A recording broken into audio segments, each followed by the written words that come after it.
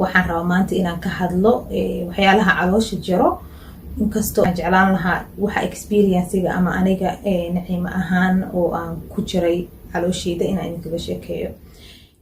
السلام عليكم ورحمة الله وبركاته وولاشي نعيمة تهليل ولا ميل كست أدوينكو كجوكتين وأدن سلامي سلام كتب waxaan rabaa maanta inaan ka hadlo waxyaalaha caloosha jiro inkastoo oo aanan had exercise sameynaynin maanta oo hadal kaliya ay tahay wax ficil ay ku jirin marka waxaan jeclaan lahaa waxa experience-iga ama aniga naciimo ahaan oo aan ku jiray calooshayda inaan idinkaga sheekeeyo. aniga subax kasta waa ordi jiray baag weyn aan qabnaa meel weyn oo xadiiqad maa la dhahaa af carabi oo lagu ordo meeshaasaan ku ordi jiray. midda kale waxaan sameyn jiray subaxii aroortii markaan soo kaco biyo kulul iyo liin dhanaan ayaa cabi jiray. haddana waan sameeyaa hadda maadaama aan cayili maalmahan koronaha markuu soo galay jiimkii la xiray waa iska fadhiistay waxyaalo kalena way iska jiraan insha Allah mar kale aan idinkaga sheekeyn doonaa si fiican sababta aan u cayilay iyo waxaasoo dhan video gooni aan usoo sameyn doonaa. waxaan rabay wiilasha iyo gabdhaha isoo weydiiyey walaashi caloosha waxa la isaga jiro caloosha waxa kaliya oo jari karo waa soco ama rucley ama orod saddexdaas wax waa waxa jiro waxa kale lagu sheegayo waa tonin kaliya calooshaada adkaanayso hadaad exercise samaysid iyo haddii oo waxyaalo kale sameynaysidba calooshaada way maxaa dhihi jiray si kale u dhismaysaa. midda koobaad aan raba inaan ka hadlo waxaa waaye calooshaada haddii aad rabtid in ay dhammaato waa in aad fiirisaa cuntada aad cunaysid. cuntadaas ma tahay cunto caloosha socodsiinayso calooshaada hadday fadhido oo aadan masquul galaynin ka samar inay caloolkaa go'do. waana waxa keliya oo qofka cudurrada uu dhaqso uu ka helo haddii calooshiisa ay fadhido. midda koobaad aad ku dadaalis waxaa waaye calooshaada socodsiinaysaa. midda labaad subaxii aroortii markaa soo kacdid biyo kulul iyo liin dhanaana cabaysaa. aniga especially waxaan sameeyaa mar walba oo cunto cuno kadib galaas biyo oo kulula cabaa because waxaan rabaa inay dhaqmato maxaa la dhahaa cuntooyinkii wixii aan cunay dhan inay dhaqmadaan because cuntada markaa cuntid straight away beerka ay koraysaa. beerkaaga dadkaas qofkaas beerku xeer ku yeeshay iyo maqlino waxaas waxa keenayo waa maxaa la dhihi jiray faadka ugu horeeyo beerku aadaa. beerka hadduu faadkaa galana organiskaaga maxaa la dhahaa keliyahaaga wadnahaaga si fiican uma shaqeynayaan. shaqada ugu weyn oo qofka bini'aadanka waxa qabto waa beerka. beerkaaga hadduusan clean ahaynna dhibaato badan ayaa la kulmaysaa. marka waxaan dhihi lahaa liin dhanaan iyo biyo kulul igu ogaada. adigoo caato ah ayaadan haddana caafimaad lahayn xitaa sometimes waxaa jirtoo kale adigoo cayilan ayaa waxaa ka caafimaad badan tahay qof caato ah.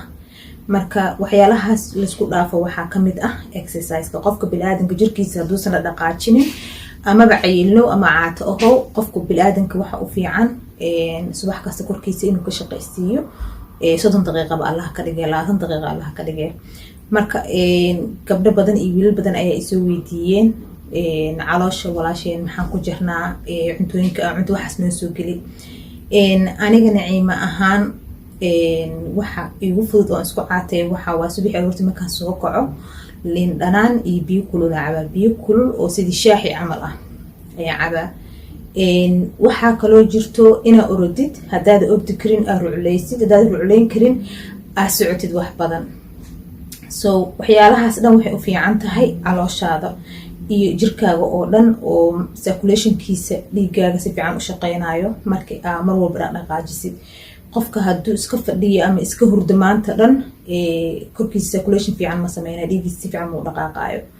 marka qofka bini'aadanka waxaa fiican subax kasta marka uu soo kaco aroortii in uu maxaa la dhahaa ordo ama rucleeyo ama shaqeeyo ama wax la sameeyo insha Allah. cuntooyinka iyo waxa aan cunana waan soo gelin doonaa hadduu ilaaha idmo. laakiin hadda maantay waxa iigu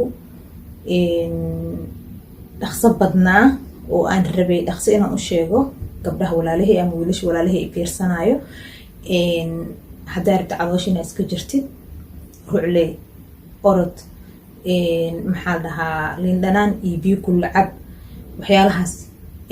aniga wixii iigu badnaa oo horta aan isku caateeyey oo aadka uga helay waxay ahayd dancing. waxaa dhigan jiray classes oo lagu daansi garay like zumba classes, oroba classes, classyo oo adiga jirkaaga oo dhan uu dhaqaaqayo. best exercise adduunka ugu fiican oo la sameeyo waa markaad daansi garaynaysid. dancingka waxaa waaye korkaaga oo dhan uu ka shaqaysiinaya, calool keliya maaha, gacmo keliya maaha. qof dancer oo cayilan waa yaryahay, hadduu jirana maybe waxaa iska jiro qofkaas inuu undermedical yahay. dadka bini-aadanka ahna jirkooda isku mid ma aha. qofka bini-aadanka waxaa laga yaabaa maanta adiga waxaa ku caatooda inaan anigu caatoobin. ilaahay laba qofka bini-aadanka ah, dadka bini-aadanka laba sii u kala abuuray ilaahay. haddii ay dhacdo in aan ku caatoobi weysay, isdhihin Naciimo why ay maxaa dhihi jiray igu sheegtay waxaan haddaan lagu caatoobeyn. anigu ii shaqeeyey, waxaa laga yaabaa adigana inuu kuu shaqeeyo.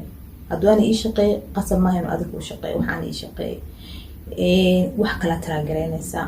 haddana waxaa markaa taraagaraynaysid time inaad siisid waa ii waqti dheer. haddaad waqti dheer siinin iyo time, waxaa dhacayso inaadan waqtigii aa lahayd iyo wixii aad ka jiba gaarin.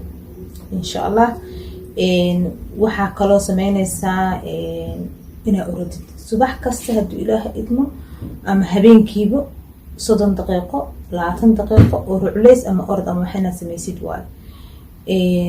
midda kale oo aan rabo inaan maxaa dhihi jiray idiin sii sheegana waxay tahay insha allah hadda kadib waxaan sameynayaa waxa caloosha marka ay ka dhacdo jileecay noqonaysa markaa caatoodid. wax adkeeyo iyo sida loo adkeyn karo caloosha inaan tuso exercise-yadaasna hadduu ilaaha idmo. insha allah waa isla soconaynaa. mar walbana saan ayaan usoo dhigayaa wixii oo aan isdhaho walaalahaaga Soomaaliyeed ayagana way ka faa'iidayaan wax sida aniga wax uga faa'iidayo kale. insha allah haddana khayr ayaa idinkaga tegay. maca salaama. insha allah waa kulanti dambe iyo video cusub hadduu ilaaha idmo.